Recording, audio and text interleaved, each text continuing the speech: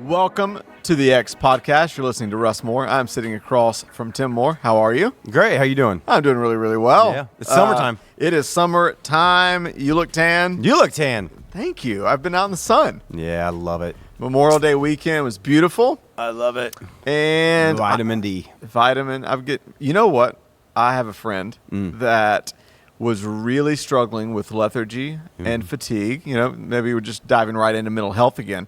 Struggling with lethargy and fatigue and works out, eats well, got his blood work done, and it came back, and they said, your problem is what we're starting to notice nationwide with a lot of people, which is a vitamin D deficiency.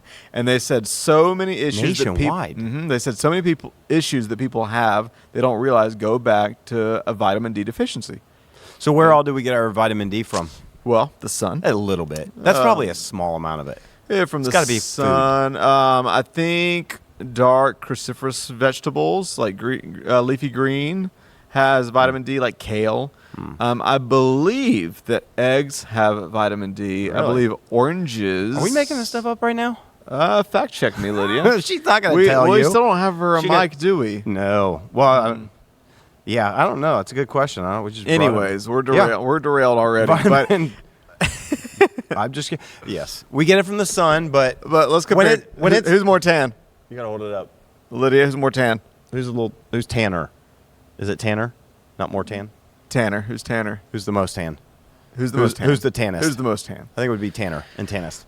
Anyways, wherever you're watching or listening from, we hope that you have been soaking up some sun in a responsible way. We have had the best weather lately. Oh, it's been amazing. It's sunny every day. So now hot. we're in the 80s. It's gorgeous. It's amazing. Love it. Summer's here. You think it'll stay this way all year? I would love it. Wouldn't that be amazing? Doesn't it make you happier? It makes you so much happier. This is why they say warmer weather people are so happy. But I saw something the other day, speaking of... What's that? Tender topic alert, climate change. That PT is more... Hey, Lydia chimed in and said I'm more tan. That is not true, Lydia. You're right. I'm tanner. Lydia, that's not... No. I'm tanner. There's no way. Anyways, but so they are predicting this summer that a lot of the country is going to experience warmer temps than El Nino? usual, especially around the coast and the south. Yeah. But they are predicting, unfortunately for us, we'll see, that means somehow that the Midwest is going to have a rainier summer. Oh, no. So I rebuke that. I rebuke it too, but that's what they're saying. But anyways, what are you today? What are you thinking about? What's my chiropractor asks every time I walk in? No. He says, "What's a good word?" What's a good word? He says that every time I walk in. He says, "What's a good word?" What's a good word, brother Moore? So Tim, give me a good word. What's a quote or a thought you've been thinking? What's something good? What's a good word? Wait, you want to talk about what I've been thinking about? Do you want to talk about a good word?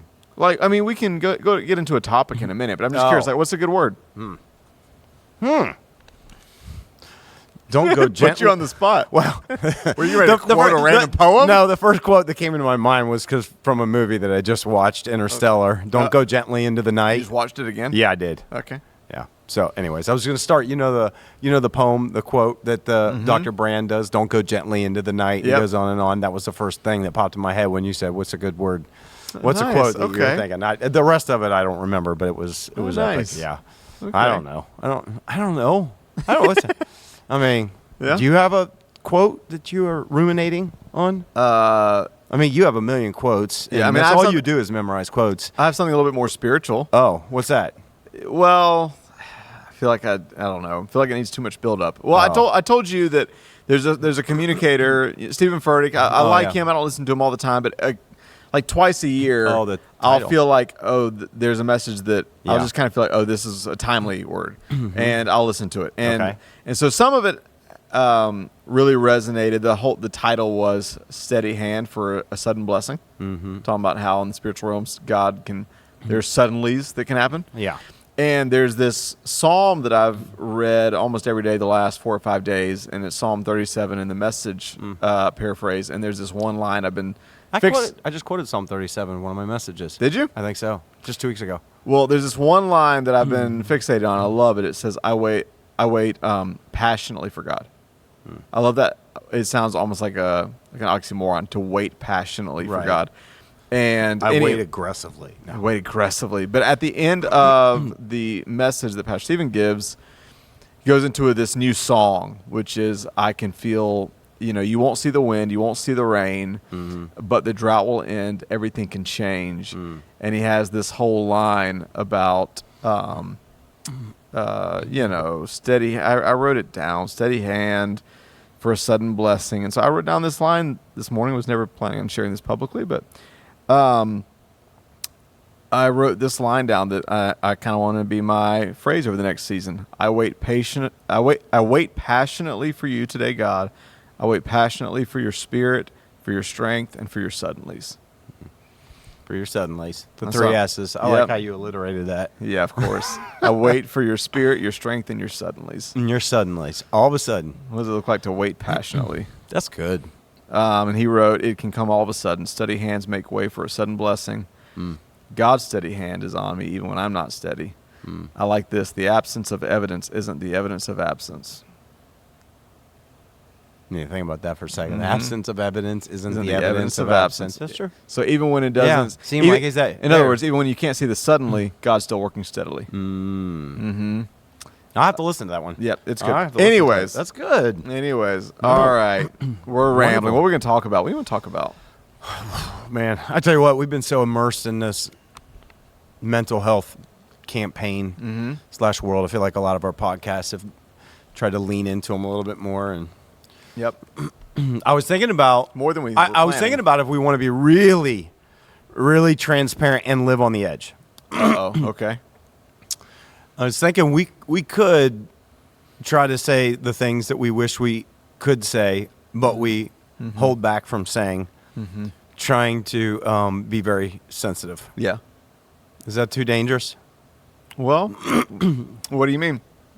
Okay. So, as we've really been working through... You want to get back into it's complicated? No. Okay. But as we've been working through the topic of mental health in our church and in preparation for this for a while, I know you and I both kind of talked about us addressing this topic. It's such a complex, confusing, convoluted topic. Like, it's really hard to pinpoint. We were talking about this the other day, and I think it's like when there is a physical illness that we have, we can always point to a physiological cause. Yeah. Right? You can go see a doctor, you're having pain, you're having a problem, you're whatever. They run tests and low vitamin D or whatever, right? Low iron. You could have, there's a physiological cause behind our physiological or physical illness. In fact, mental illness is a very weird category. Yeah. Fits in the medical categories. We have medical doctors. We're also psychologists and so psychiatrists and other doctors, and we have counselors and therapists. And I think that I don't. Again, this will my ignorance. I think in many ways that whole field is a cross between our hard sciences and our social sciences, in a way. Yep. I don't know if that's accurate. I don't know how counselors. I don't want to say because counselors might say it differently. Well, therapists might say it differently. What we're talking about with the brain health versus mental health. Yeah, similar in that, and I think, and so I think for us addressing this topic, we are trying to. We also understand that we're not professionals who've spent years schooling and working in the area specifically of mental health, and so we understand our limitations. But I also think that we have worked in the field practically of mental, and I'm going to put / emotional health, because I think a lot of our mental health struggles are really connected to our emotional health, emotional maturity. Again, I want to leave room in all of this for severe and chronic mental illness. But I feel like in ministry, one of our primary things is, in many ways, is working and dealing with.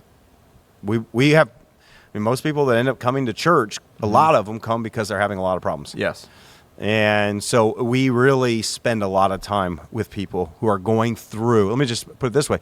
We spend time with people, ministering to people who are going through the very situations and scenarios that lead to mental health problems, maybe as much as anybody else. It's so funny. Pete Scazzaro, great pastor and author, he's really been on the forefront of this movement over the last 10 years of emotional maturity in the body of Christ.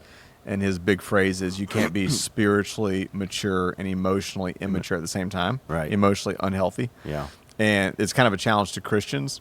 Yeah. I wonder, I love the dots that, you just connected. I wonder on the flip side, if it's just a good reminder to maybe the secular counseling community, that you can't be mentally fit and emotionally unhealthy at the same time. Yeah. They all go together. They do. They're so connected. And so, you're right. In a way, we've had a front row seat to working with human psychology. Think about it. We are with people when they lose their loved ones. Mm-hmm.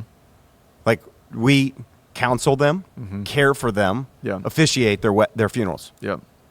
Okay? I've officiated funerals of young and old. Same, yeah. Okay?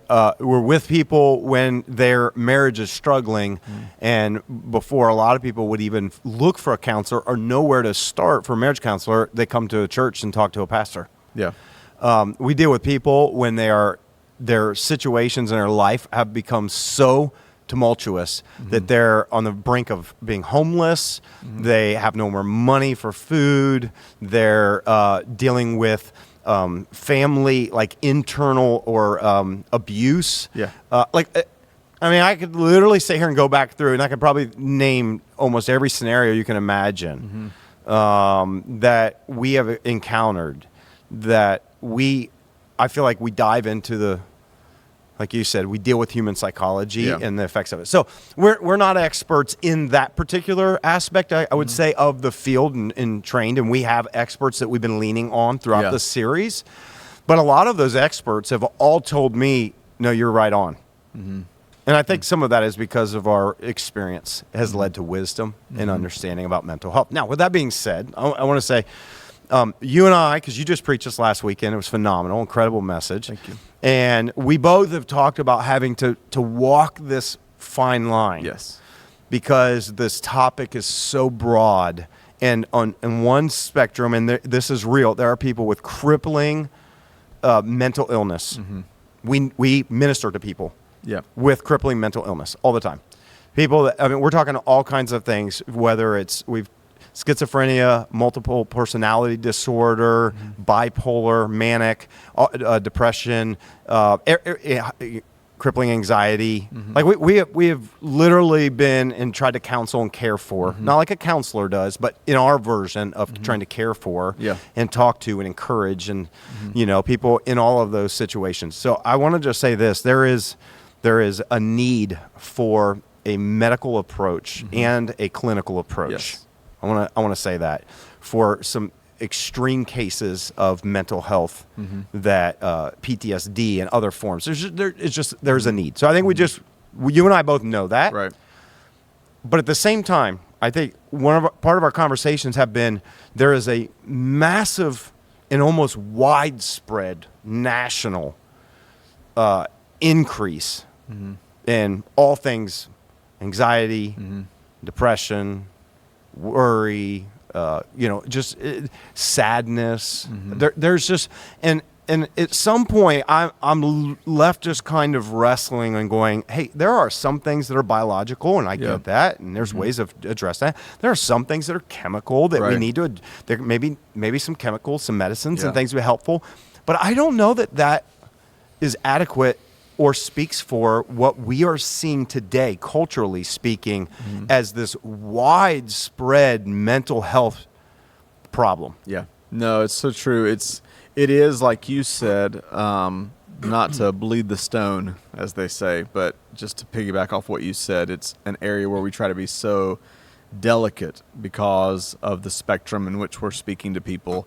And even in my own life, I want to be so careful, but how I phrase this in protecting the people I know, but there are three people that are either family, friends, or people that mean something in my life who are struggling with dissociative disorders.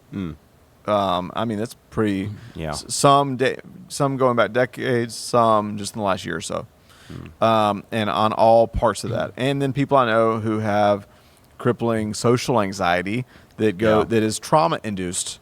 Yeah. And that has even led to suicidal attempts. Like I have a wide range.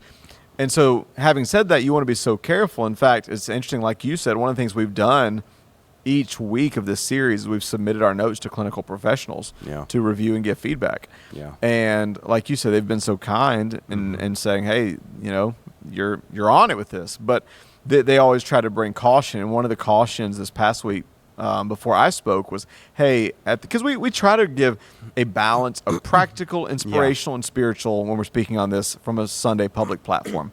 And I was ending with, an encouragement around the presence of God, the power of the presence of God. I really do believe the presence of God can change things instantly.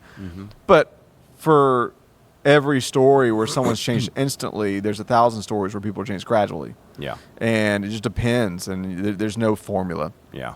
And so this, one of the counselors was just like, hey, I know you will, because you always are, but be careful that you don't give false hope or heap shame on someone to think that there's a magic bullet if they get in the quote-unquote presence of God that everything changes. Yeah. And so we know that. We try to be so delicate with that. Right. But I think what you're speaking to is, by and large, the complications of mental health today factored in, a lot of, I use this phrase Sunday, we can't escape the idea and the reality that a lot of the life we're experiencing is related to the lifestyle we're living.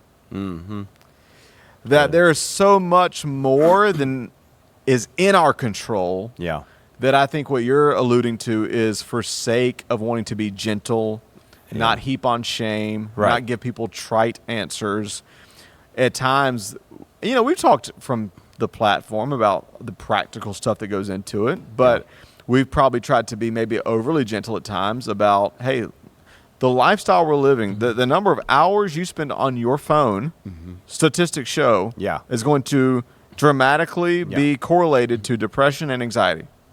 Yes.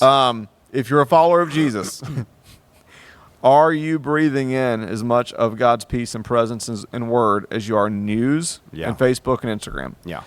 Hey, again, I mean, we've talked about it probably 5 or 6 different ways, 5 or 6 different times. What are you eating? What are you drinking? Yeah. How are you sleeping? And are you moving your body? Yeah.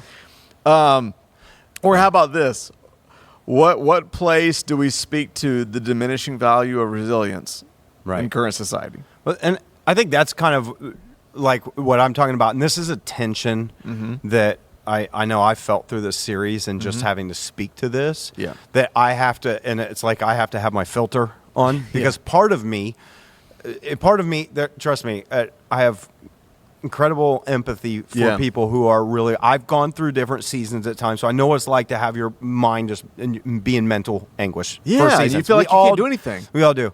But I think there's also a difference between going through something and experiencing anxious thoughts and experiencing, discouragement and being discouraged day after day for a while. Yeah. There's a difference between that and like claiming a diagnosis. Yes. And I guess I wanted to have a moment to say, I would like to, as a whole, and again, I'm speaking to the whole, I'm not speaking to the few that it's been a battle for a long time, and you really do need that additional help.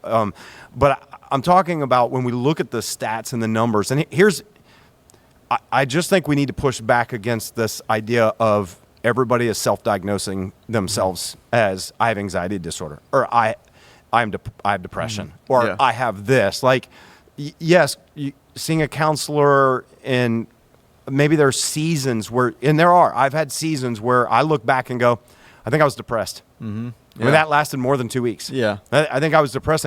But I'm not going to, I guess what I want to do is I really would love to see the whole, or I say the general public, I say that hasn't battled some kind of mental illness for maybe a majority of part of their life, for us to get a little bit more resilient in our spirit and push back against just claiming that. And the juxtaposition that I found myself in, and I think that even in the series, and so I kind of feel like maybe it's like, okay, am I speaking out of both sides of my mouth? Is like, on one sense, and maybe we've tried for so long to do this, I want to destigmatize mental health because for years and years, we know that there's been a stigma around it that is like, so we don't talk about it. Yeah. So I feel like we try to do that in the series. Yeah.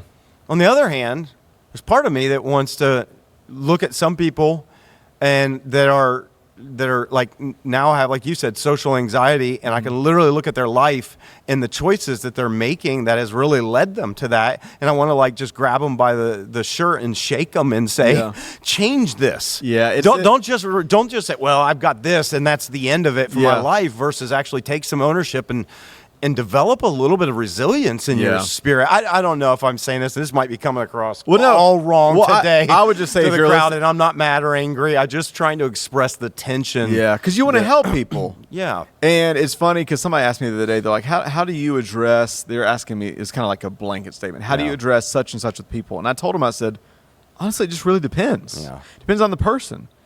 There are some people that probably think I'm the most compassionate person in the world.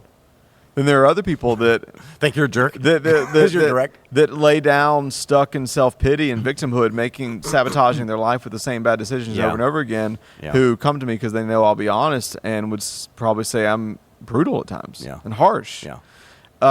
And I need that at times. Yeah. And I think, hopefully anybody that's listening hopefully listens enough to have heard your messages, my message, our podcast, to know that that they would listen to our words through the front door of our compassion that we've shown before. Right. But yeah, I think you're almost speaking to, number one, there's a weird, can I say it this way, almost glorification of the thought of anxiety in culture. It feels like where it's almost become, can I say this, sexy? It's like normal and I have anxiety. And again, even saying that, I know there's plenty of people that legitimately have it, and it's disabling. But I think what you're speaking to is the knee-jerk reaction. Number one is self-diagnose.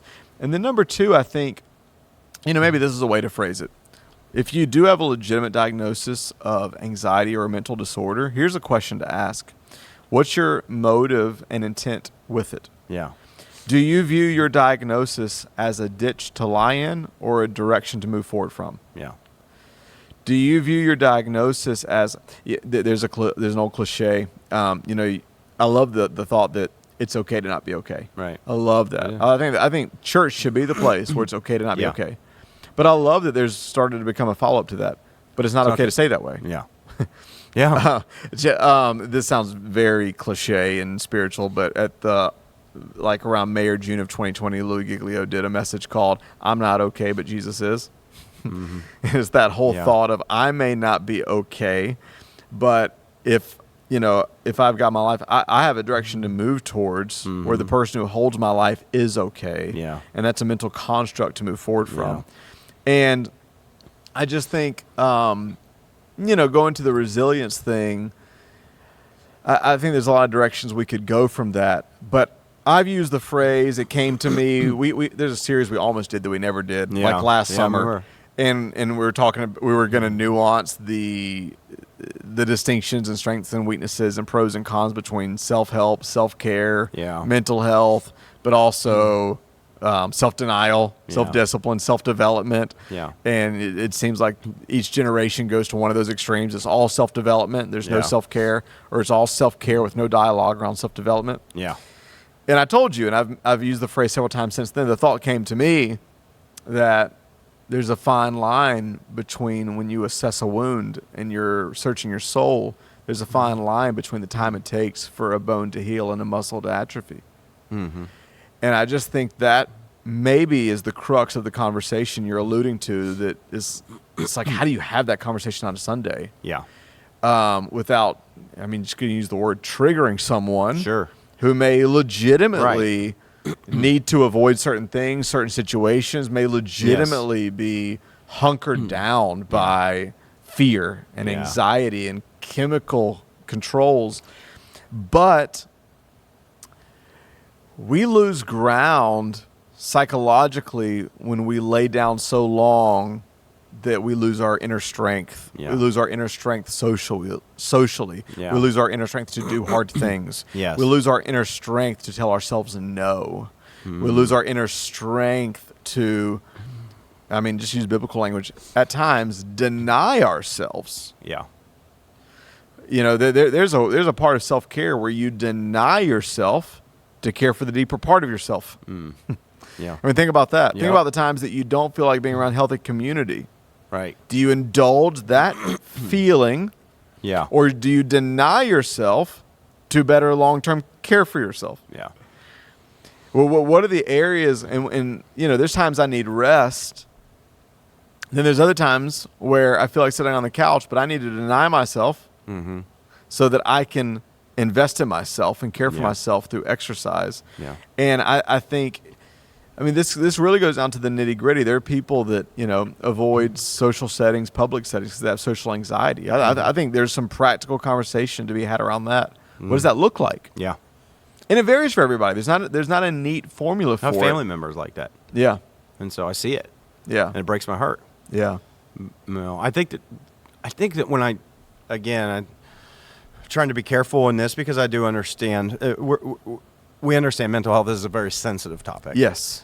But I think sometimes there needs to be a voice of reason that speaks in, that also says, like, whether, you know, whether it's anxiety, depression, you know, all of the different categories that we kind of place ourselves in when we kind of, you know, think about our world.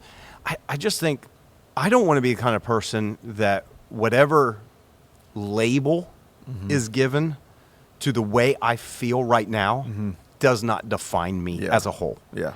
I guess that's what I'm trying to say. I think even, you know, even it's like, even if you have a physical ailment, I think a lot of people that live with physical ailments, you know, like my wife has Crohn's disease. Well, I don't think anybody wants to wear around a label and go, well, that defines me. That doesn't define me. It's something I deal with, but it doesn't define me. And I think mental illness is such a unique thing because we can't point to it physiologically a lot of times. Yeah. Some say maybe we can, but you can't always point to it. You can point to experiences. You can point to, you know, moments. You can whatever, but maybe hereditary some. But it's so complicated. And all I know is when that happens, I guess I want to just encourage people, challenge people a little bit, that we could easily fall into, like you said, just we could fall into this world where it's just so easy to go, yeah, I got anxiety too. Because I've had anxious thoughts about starting a new job, because I've wrestled with like anxious thoughts about a change in my life, or it's, you know, I've been kind of, you know, something maybe you've struggled with in your personality for a really long time. I guess I would say that, you know, unless a doctor has really diagnosed you and you have something that's really crippling and you've gone through that whole process, I want to, like, even if I go to a counselor and they go, yeah, this is, you're wrestling with anxiety disorder right now. Okay, that's fine. That doesn't need to define me either. Yes. I want to move toward health where in this portion of my life, I dealt with anxiety, but I am going to develop and I'm going to find ways that I can to overcome it. Yep. I think it's so important. It's so important to, in the prescription for your soul, which should include a lot of self-compassion, should include a lot of grace, should include healthy community, should include holistic solutions. Somewhere in the ingredients for that prescription needs to be the development of your resilience and the development of your muscles and how you, in the right appropriate way, are growing. And I would add this, not only is resilience important once diagnosed or once you're suffering anxiety, it's important beforehand. I mean, I think a lot of what we've talked about when it comes to, you know, the book we reference a lot, Calling the American Mind, is that a lot of, and one of the reasons it's important to have this conversation is uncomfortable as it may be, is that there's a lot of evidence that it is a lack of resilience that in many ways is leading to anxiety. You know, there's, I just cannot encourage you enough to read the book, but I mean, even when it comes to talking about how parenting trends have changed. Parents not, you know, we're at the pool, you know, for Memorial Day, and Zach, one of the guys on staff, was watching his kids, and, you know, he's talking about they're at that weird age where he's got to watch them when they're in the pool, but he's also got to have enough of a distance to let them, make mistakes. Struggle a little bit and get struggle a little bit. Yeah. Get to the wall. Right. Because parenting trends have changed so much to where kids now, there's not, what does the author use that phrase? And there aren't appropriate risks given. Appropriate dangers. Yeah. An appropriate amount of danger. It sounds like a weird phrase. Yeah. But there is an appropriate amount of danger that kids should face so that they grow, because when they don't, fragility leads to anxiety. Yes, I agree. Fragility leads to anxiety. Again, if we really wanted to go deep, we could talk about college campuses and how there are safe zones now. Yeah. Because there's a part of a generation that has, by the fault of professors, been so protected from ideas that would feel like they would threaten them or violate them or or quote unquote trigger them, that now there are literal safe zones in universities where students don't have to hear a thought they would disagree with. And that level of fragility leads to anxiety. Yeah. Because they don't have the strength to face it. And I just think it would be remiss to have this completely missing from the conversation. No, I agree. I think you painted a picture that in my mind I can't get rid of now, which is it's this whole idea of if you put floaties on your kid when they're in the pool, and you never take them off, they never learn how to swim. Mm-hmm. Yeah. And in order to learn how to swim, there has to be some struggle. Mm-hmm. You have to learn how to create enough movement and force against the water to keep your head above water. Yeah. And if you have floaties, if you have a life vest that's keeping you in buoyancy up above the water the whole time, and it's just, today I wonder even, and I think about our youngest generation, the generation my kids have grown up in, and the one coming after them, and I do recognize that the world they're growing up is drastically different than the world I grew up in. Mm-hmm. And I do recognize that they are exposed to a lot of things through the internet and social media that I was maybe never exposed to, and I think that's a detriment to them. Mm-hmm. And so I think that is a piece of what is leading to it. But I agree with you. I think that as a society, I think this starts with parents. In that book, he talks about going back to the 90s when there was a little girl that was abducted, killed, and it changed the mental makeup of parents across our nation and how they parented and wouldn't let their kids out of their sight. Don't let them play on the playground by themselves. Yeah. So, that has kind of, they just follow us, has led to where we are today, which is fragile people. Mm-hmm. And I guess it's like, in one sense, I want to respect the whole entire profession around mental health because it's very real and needed and not going away. I've recommended to other people, I'm like, if you want a career that is going to be pretty safe, I can read the trends, go into mental health. There will always be a job for you. Yep. But on the other side of this, and maybe we can have this conversation at this table where we won't on the platform preaching, is to say we got to be careful we don't become such fragile people that is aiding in our mental health issues and our mental illness. And physically, mentally, spiritually, emotionally. Well, I was going to throw in. Here's the other thing. We primarily are coming from an emotional maturity / spiritual maturity environment. Like we deal in the space of spiritual things, and I would say emotional things, like all the things that I just talked about earlier that we address. These are all emotional things that we help people walk through, emotional pain in their lives and everything. That's primarily, I would say, our realm. And as holistically as we are in how we really respect counselors and we really respect the mental health profession and doctors and what they bring, and if they can help people, we do really respect that. I have a feeling it's not, it doesn't go both ways. And I understand that because in the medical world, in the clinical world, I'm not saying everybody, a big portion of it really does not necessarily, and I understand, subscribe to faith or subscribe to our belief. Yeah. I understand that. I can appreciate that. However, I think as humans, and this is, again, my personal take, is that we are spiritual beings. And I think there is a deep connection between our emotions and our spiritual life and our physical life that crosses into our mental life. And so I think one of the things that could be missed, again, maybe professionals would say we don't need you, and that's fine.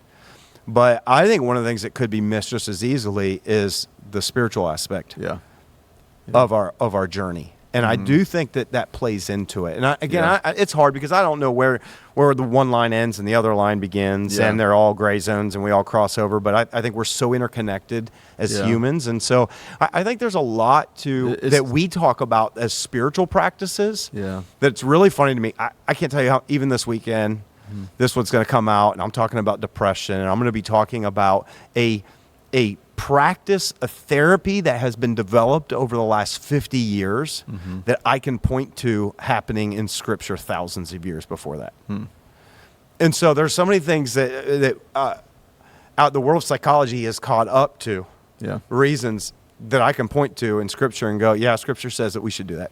Hey, you ought to do meditation and mindfulness. Yeah, I can point to Scriptures that talked about you should do that too. Right. You know what I mean? Right. And so I think that I just think as a whole, as society, and maybe this again, my slanted perspective is, we shouldn't overlook the impact of spiritual community, overlook the impact of having spiritual practices, having a faith, having something to hope for and hold on to. Like that, to me, that can be absolutely monumental in dealing with depression. How do I get out of this hole? Well, there's all these things you can do, but I also really trust that God's going to touch and heal me, and I'm going to lean into those things. Yeah, I don't even know how to emphasize it enough. To me, the human spirit's the most integral part of who you are as a human being. And is connected to everything, mind, body, soul, and spirit. And we've said it before, but I think, the best anthropology of humanity is in the first 3 chapters of the book of Genesis. I mean, to even understand how you're wired and created, to understand that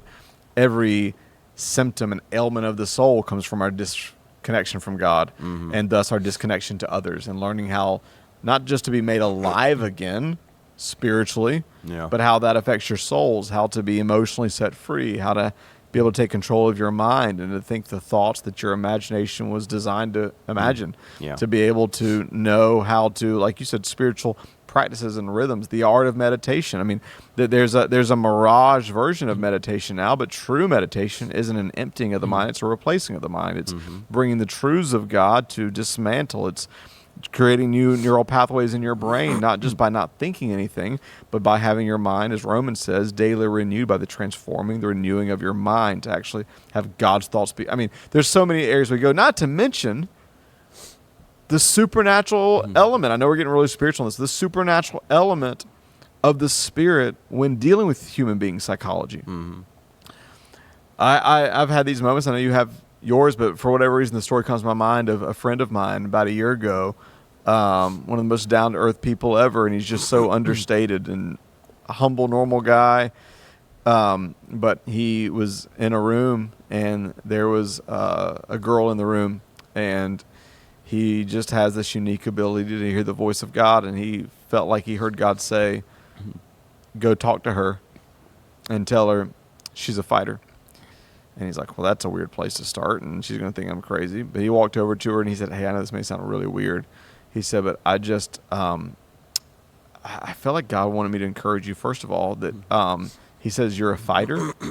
Well, her eyes get wide. Her mom's eyes get wide. Turns out she's actually a professional fighter. And she begins to tear up, and he just continues to say what he senses God speaking. And the reason you're a fighter is because of this wound that happened when you were really young, about 7 or 8, whatever. And that from that through the Spirit of God begins to go to a place that no human being in their own intellect could go. To do the kind of psychological surgery. And I know that sounds really mystical to people, but we are mystical spiritual beings. And there's some psychology that has to happen on a deeper level. The Bible says that the Word of God divides between soul and spirit. Only God knows how to get to that surgical place between soul and spirit.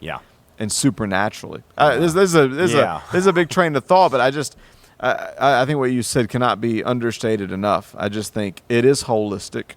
It is chemical. It is emotional. But I think in an effort to be so accommodating to at times what was taboo, the clinical, medicinal, it could be really easy to miss the forest for the trees and say the most important aspect to a human being is the spiritual health of their soul.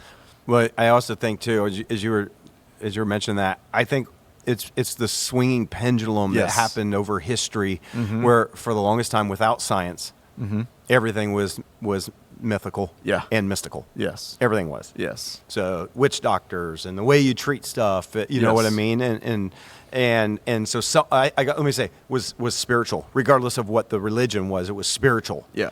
And then as science and the scientific revolution, and we begin to understand medicine, we understand the bodies, everything we know from that whole age of enlightenment just shifted completely away to, and this is the whole modernity aspect, right? Switched completely to only the physical. Yep.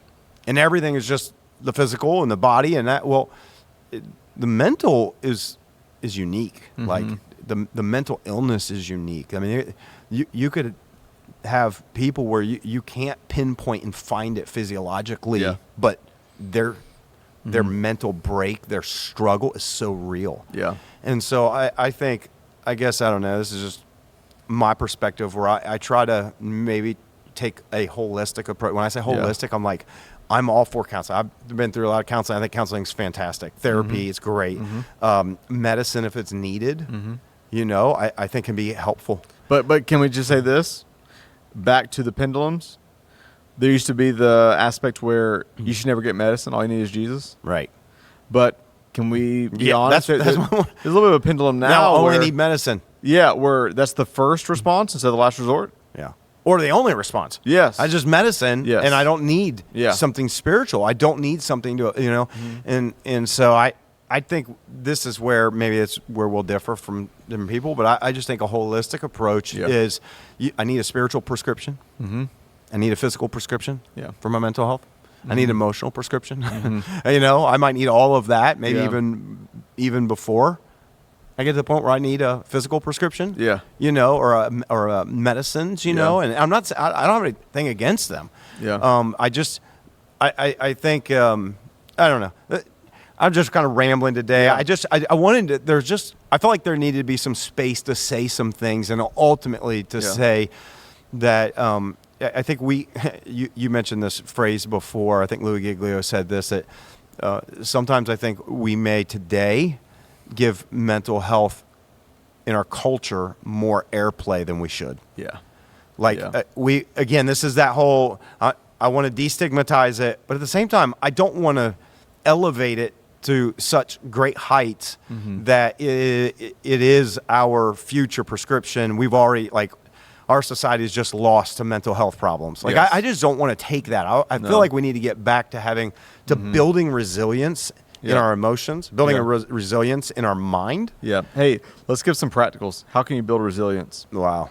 And how about this? Why don't we start with socially? Okay. Can we talk about a trend? Yeah. Of listen, the people that give the best parental advice are the people that aren't parents. Okay, go for it. Yeah, well, I'm being sarcastic. Because my buddy Colt was talking about some people in his life that kind of annoy him. He's like, when you're not a parent, you know how to give the perfect advice. And so I say this tenderly and cautiously as a non-parent. I do not think it's healthy, the age that kids are getting to where they do not engage in their own interpersonal interactions, where they don't order for themselves. Where they where I'm going to go we had there. A conversation about this earlier. Where they don't know how to pick up the phone and make a call. Yeah. And I've seen it. Yeah. Look, I used to wait tables. Yeah. And this is a while back. Yeah. This is before things got even worse. Yeah. And I remember going to tables where, and I get, look, I get there's conditions. I get some people are more shy than others, but there's a lot of stats behind what we're talking about right now.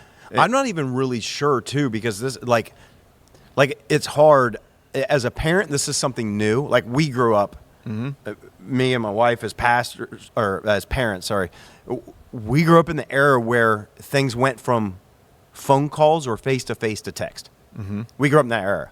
So I don't think any of us parents knew that we had to have a mindset of how to encourage our kids to do this. You can order everything online. You can order food without having. Here's the craziest thing today, right? Yeah. You can order Uber Eats. You can order Grubhub. What is it? What's the one other delivery one? Whatever. Grubhub, DoorDash, Grubhub, whatever. yeah. I think you can order all of those to the point where you pick everything you want, place your order. Someone drops it at your door. You can be able to know and never have to interface with them. And it's easier. Yeah. But what are we losing? Yep. We're losing interpersonal skills to the point where now younger people are even afraid. I can't call them. What would I say? We'll just say, hey, I'd like to order a pizza. Oh, what would you like on it? Got pepperoni in this? Yep. Okay. Are you doing pickup or carry out? You know, I mean, in my mind, it's like, it's not that big a deal. But I've talked to a lot of young people that go, I could never do that.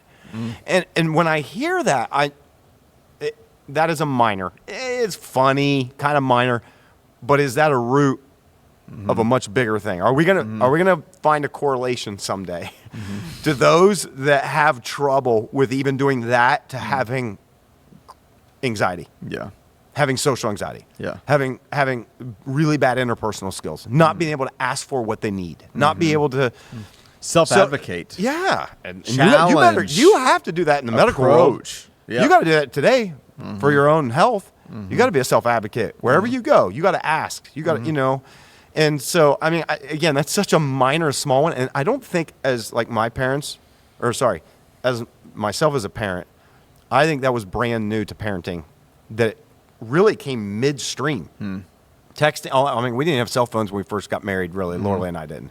And so our kids didn't to a certain age before it kind of started getting popular. When you and Lorelei got married, had they invented the phone? Here we go. No, I'm saying, no. I mean, even the phone on the wall, had they invented that yet? Oh, stop it. So, anyways, you're cute. They had just come out with the clock. Yeah. Grandfather clock. And so I don't know. I think one of the ways, I mean, we can just wrap this up, but I think to build some resilience, I think it is really important that we as parents, I think one of the things that maybe we haven't thought about, we think I want to protect my kids. That is important. But we should probably just as equally think I want to create resilient kids. Yeah.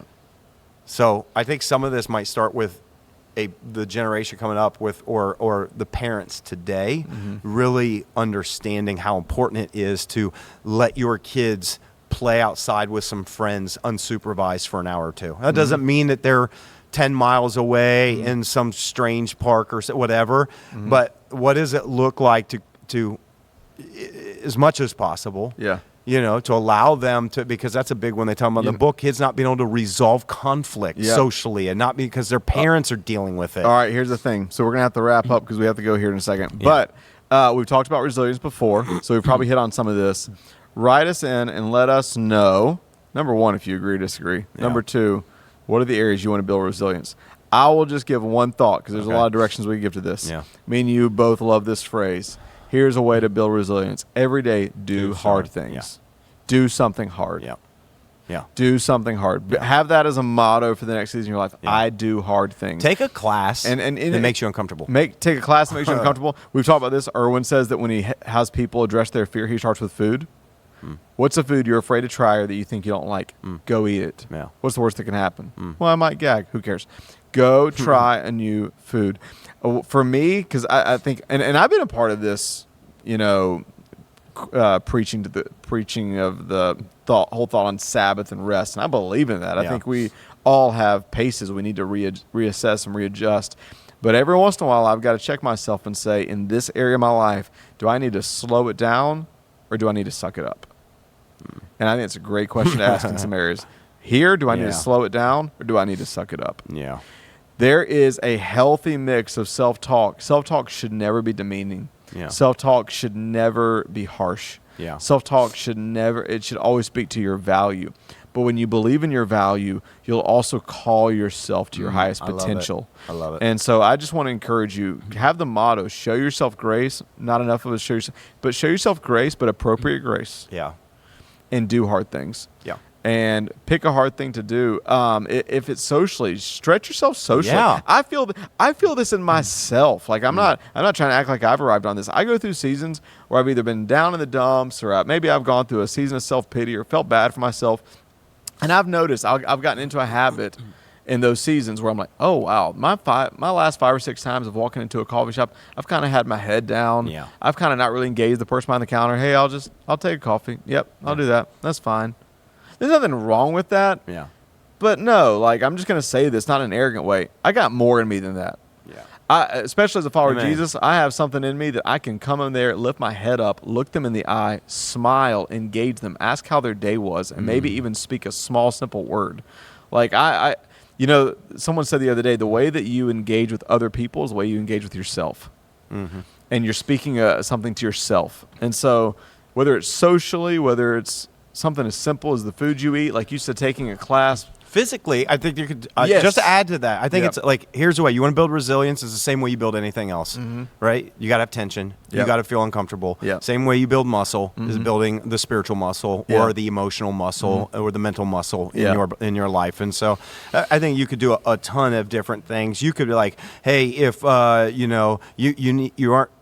want to physically feel better, but you're afraid to go to the gym, force yourself to go to the gym. Yep. Go take a class. Go take a spin class. You want to have a relationship, but you don't know how, and you've tried Bumble and you tried Hinge and you tried all that. Here's one. Why don't you see someone, and though you might get rejected, like literally go up to them and ask them if they want to go out and get coffee. You want to talk about doing something hard?